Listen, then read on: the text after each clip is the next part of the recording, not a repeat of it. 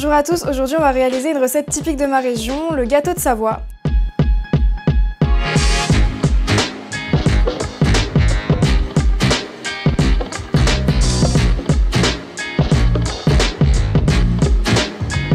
Pour réaliser cette recette, on aura besoin de sucre, de farine, de fécule de maïs, de sucre glace et d'œufs.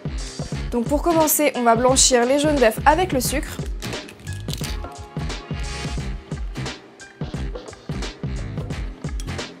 Donc maintenant qu'on a nos 6 jaunes d'œufs, on va pouvoir les blanchir avec le sucre.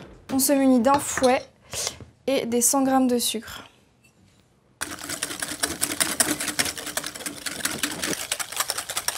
Donc on préchauffe le four à 200 degrés et on va pouvoir passer au montage des blancs. Une pincée de sel, tout doucement au début. Donc on va attendre qu'ils moussent bien et ensuite petit à petit on va ajouter le sucre pour pouvoir serrer les blancs. Donc on va y aller tout doucement. Normalement, quand tu les mets au-dessus de ta tête, ça doit pas tomber.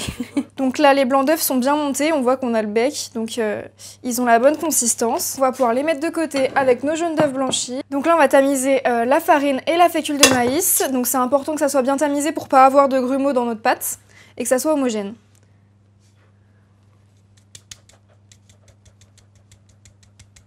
On va pouvoir assembler tout ça. Les blancs d'œufs, donc petit à petit, on va venir les incorporer délicatement à la maryse. C'est important de ne pas casser les blancs d'œufs pour avoir une texture du coup aérienne dans notre gâteau. C'est ce qui va faire tout le gâteau. Donc on fait vraiment doucement, on prend par en dessous et on soulève pour pas casser les blancs. Et on va venir ajouter doucement la farine. Vraiment petit à petit pour pas que ça fasse retomber les blancs d'œufs. Donc ça va être un gâteau hyper aérien. C'est vraiment quelque chose de très léger à manger. Moi j'aime beaucoup. Après, vous pouvez aromatiser votre appareil à ce que vous voulez.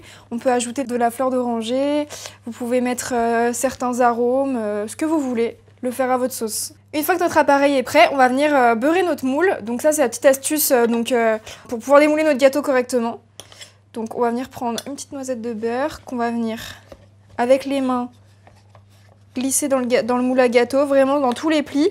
Ça va faciliter au démoulage, donc si vous avez un moule en silicone, il y aura plus de chances que ça se démoule. Après, un moule classique, ça va très bien aussi. Vous n'hésitez pas à bien beurrer, parce que ce serait quand même bête que le gâteau reste au fond du moule. On va pouvoir ajouter de la farine. Et là, on va mettre vraiment sur toutes les parties la farine. On va faire rouler notre moule pour en mettre vraiment de partout. Donc je tapote sur ma planche et je vais venir au-dessus de mon évier pour renverser le surplus de farine. Donc vous vérifiez bien que votre four soit à 200 degrés. Donc on va mettre l'appareil à l'intérieur.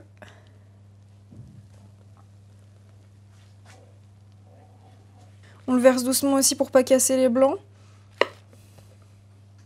On va pouvoir tapoter légèrement pour remettre le gâteau au même niveau.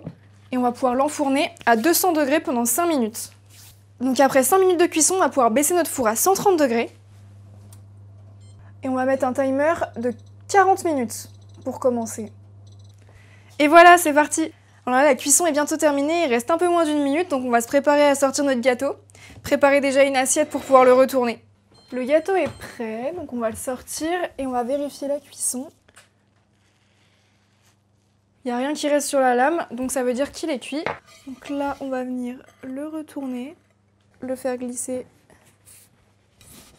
comme ceci et le retourner.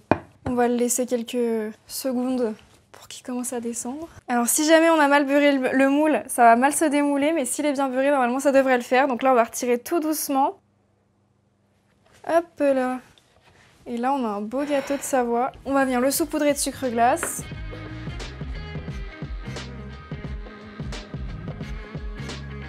Et place à la dégustation.